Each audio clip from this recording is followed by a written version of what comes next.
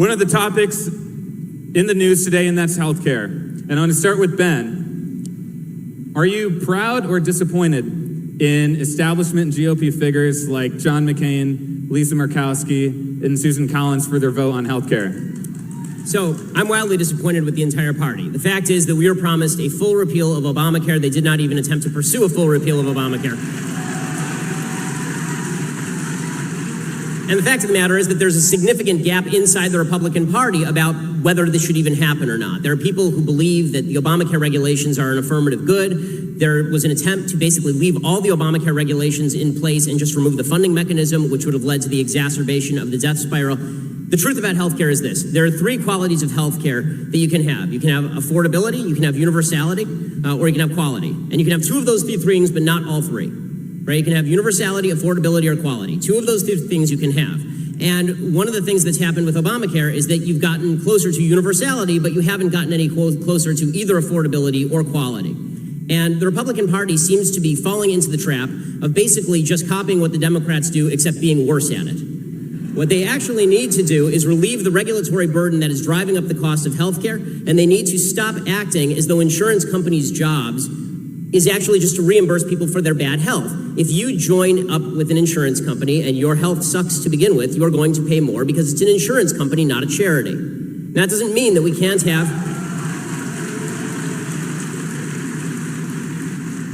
Now, that doesn't mean that we can't have some form of backup for people who have pre-existing conditions. I would hope that the social fabric would help fill that in. This is why I'm a big believer in charity and churches and synagogues filling that gap.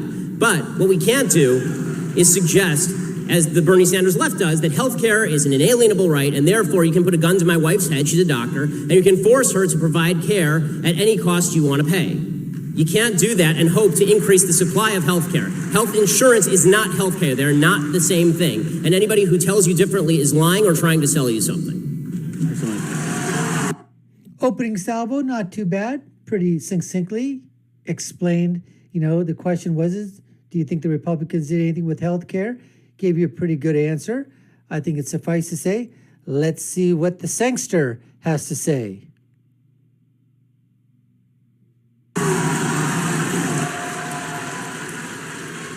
Cenk, your take on the healthcare vote. Great. Before I do that, first of all, welcome to the Thunderdome.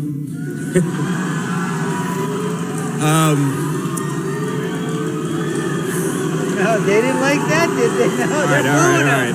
Let's hear him speak. Guys, wait till he does something. I mean, in all seriousness, the reason that I kid around about that is that I really want to make sure that Ben's opinions are heard and my opinions are heard, and that there's an exchange of ideas.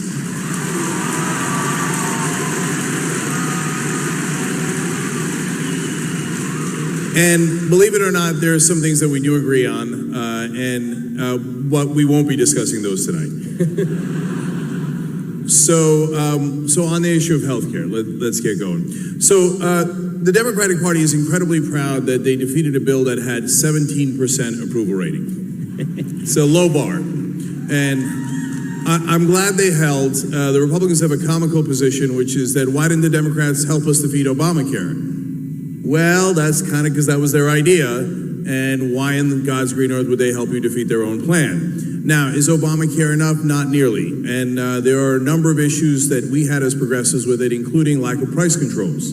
You left it in the hands of private insurance, and of course, them being corporations, which Ben kind of alluded to there, they're going to want to make money, and so that is very, very normal. And so I don't think that that was the right way to approach it, and it was originally a Heritage Foundation plan to begin with.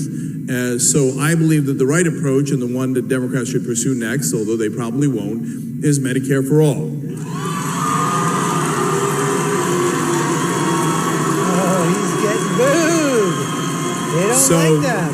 So real quick, let me explain why. Medicare polls a 77% and actually accomplishes the three things that Ben talked about. It's universal coverage, it is affordable, and actually gives you good insurance. That's why it polls. It polls that way because people think it's going to be basically free, but don't tell me that it gives you great health care. Check the VA, Cenk. Check the VA. 77%. And Medicare for all now polling at 60%. Federally funded health insurance for everybody polling at 61%. So I tell to my Democratic friends, you might want to try something that's popular for a change. So, and finally, like on the idea that, hey, listen, everybody can't get health care. Well, this is not like furniture, which sometimes you allude to, Ben. You could have good furniture, bad furniture. I've had it all, right? That's optional. If you don't have good health care, you die. And so I view it as not something that capitalism should deal with, and I believe in capitalism, and I think they make great sneakers, but something that is about equality of opportunity, and you cannot have equality of opportunity if you're dead. So Medicare for all. So Cenk came out there, tried to do a little, be the jokester for a little bit, and just got absolutely pummeled by the crowd. I mean, he's got some people out there or whatever. So not getting, my initial sense right now, it seems that the crowd seems to be a little bit on Ben's side. So would you say that the people at POLITICON in this audience here are more conservative than they are liberal or libertarian or progressive or whatever? It would seem so from the opening salvo here. But basically, so far, no points, getting their points across. The only thing is that, Cenk, when he said it covered the 3 points, affordable, price control, it's universal or whatever. Yeah, Medicare would probably be universal, but don't tell me it's going to give you great quality and price control. All right. Price control for who? For the doctors who work really hard, spend hundreds of thousands of dollars in school, and now you're going to tell them what they can do, how much they can make, and you're going to dictate to them the rules and the regulations? That's bullshit. No doctors going to do that. Okay. Go ahead. So a couple of notes in response to the Medicare for all shtick. So this is Bernie Sanders shtick, obviously. The problem with Medicare for all is that when people say that it's affordable, this isn't affordable to the person who has the Medicare. It is not affordable to the country. In fact, it is so unaffordable to the country that the state of California was a nut job leftist state, just refused to even pass Medicare for all because it would have immediately doubled the debt. Point one for Ben Shapiro. Takedown. As far as the idea that Medicare, that medical care is a right, but it's not actually a good or a service, this is a way to make things less plentiful. If you declare things rights, but you don't actually incentivize the creation of those things, you don't get more of them. So the South African Constitution has right in there that healthcare is a right, that housing is a right. The fact is that you don't have good housing or healthcare in South Africa because just declaring things rights does not make them appear. What makes more things appear is a market-based system that creates more doctors, that creates more medical care, that creates more incentive for people to join up. So my wife is a doctor. That means she has to go through 1,000 years of medical training, and we have to spend hundreds of thousands of dollars to make her a doctor. The idea that you're going to have the government come in and then dictate the sort of care that she should provide to each particular patient and then dictate how much she should be paid for that care is going to lead to a decrease in the number of people who are going into the medical industry, which decreases the level of care overall. This is why I say that it is better to treat things as goods than as rights, because declaring something a right just means that you have the right to steal it from me. But declaring something a good means that you get a market process that leads to lower prices and better care over time. And the big problem we've had before Obamacare is that it was already treated quasi as a right. You had it heavily regulated on the state level. It is continually heavily regulated. The idea there's a completely unregulated market is absolute nonsense. The reason that you have employer-based health insurance in the first place was as a response to wage and price controls placed in the aftermath of World War II, and employers began giving health insurance as an actual good, right? They gave it as an actual incentive to their employees. If you had an actual individual-based health insurance market, you bought it just like you bought your car insurance, you would see more and better health care for everyone. Point 2 takedown, point 3 takedown for Ben. He went right after Cenk and got him on those 3 points, basically, okay? When he's talking about, in terms of, about the fact that California turned down single payer, okay? Because they knew it was going to bankrupt them, okay? So point right there. Cenk is talking about Medicare across the United States. California, the 4th largest economy in the world, I believe, basically can't do it. No, it's going to make them bankrupt. Point number 2, rights versus goods. Just because you enshrine or put it in the Constitution or in the documents of a country or whatever doesn't mean that it's going to happen. And the other thing what I talked about previously is the fact that you've got doctors that are spending hundreds of thousands of dollars to prepare to go into the field of medicine, and now you're going to price control those doctors. You're going to take all the incentive away for doctors to get into this. They're going to say, what am I going to do? Spend all this money, all this time, and then you're going to basically, be my employer? I mean, that's not the way it's supposed to work. That's not the way it's supposed to be done. Not for the field of medicine. And then the portability issue. Talking about that, if we just allowed health insurance to be like we bought car insurance or mortgage insurance or flood insurance or, whatever other insurance that you need. You pick and choose what you want. You buy according state lines. You don't really care. If I find a company that wants to sell me insurance in California and it's cheap, I'll buy it from over there. You allow that to happen. That's the free market that's occurring, basically. Let's see what Cenk, if he can counter these arguments in his rebuttal. Yep. All right. So, Ben, I don't want to steal health insurance from you. I want you to be healthy. That's why I want Medicare for all. You would be stealing from everybody. You just want to take my money and my wife's services. So, Republicans frame taxes as stealing. That's preposterous. So if we don't have taxes, well, we can't do all the things that we want to do as a community. Now, there are some things that we just talked about that we don't want to do as a community, we want to do as individuals. In fact, the things that we want to do as individuals are much greater. That's why we're a mixed economy, but largely capitalist. And I agree with that. And I run a small business myself, getting larger every day. So, but there are some things that the government should do. They should do the military, cops, roads, bridges, and yes, education and healthcare. That's because, conservatives seem a little confused about how healthcare works.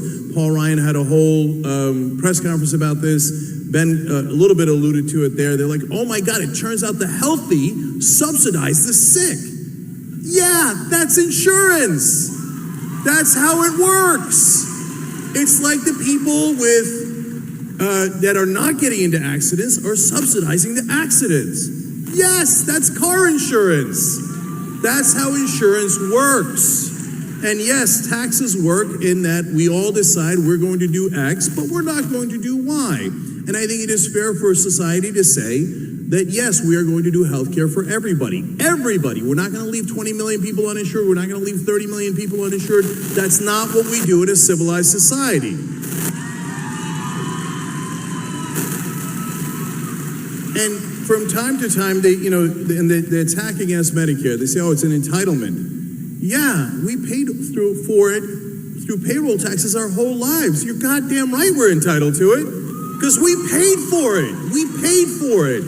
And so when you take out the middlemen of the insurance companies that put their profits in there, that put their marketing in there, that put their lobbyist money in there, that means more savings for Americans. And so finally, the idea that it can't be done is preposterous since every other Western developed country does some version of single payer. It obviously can be done, and it is done at lower rates and better coverage. So let me... Okay, we're going to end it with this one here, basically. But I just said that every other country does it in the civilized, industrialized world. They do it. It's universal coverage, better health care, better rates, lowered costs. It's phenomenal. And why can't we do it over here? Well, my question to Cenk would be is, we have like 330 freaking million people over here. We are a melting pot of different ethnicities, different races, different heritages, differences, which is not applicable in many of the countries that you're talking about. When you talk about the Nordic countries like Sweden and Finland and Norway and whatever, 99.9999% white. What type of diseases do they have that are predominantly okay for Caucasians versus the difference we have with blacks and Hispanics and Native Americans and people from the Middle East and others? There's a lot of overlap, obviously, in terms of diseases, but there are certain diseases and certain challenges and health challenges that are predominantly within certain geographical populations and ethnicities. Are you accounting for that? And then if you're talking about universality or Medicare for all, just look at the VA, folks. Look at the VA and what a freaking joke that is. We can't even take care of our veterans properly in terms of time, in terms of, it may be free for them, but look at the level of care. The doctors are doing as much as they can, but it's an overburdened system. And there's so much going on. We found out previously, that in terms of trying to get an appointment, you got to wait 2-3 months for a simple appointment. Make it competitive. Allow the free market to enter. I would have to say basically that in the initial stages, the first salvos, it was even. But Ben came on strong, scored those 3 points in the latter rounds. So I basically say this first part 1 definitely goes to Ben Shapiro. Thanks for watching, folks. Appreciate you taking the time. You've been watching the Dr. Nasir Shaikh Show. I've been your guest host. My name is Dr. Nasir. Follow us, please. Subscribe to the channel. Hit that notification bell. Put your comments down below. We'd love to hear from you. And my final parting thought is, when you're right, you're right. And when you're left, you're wrong. We'll see you again next time, folks. Take care and stay safe.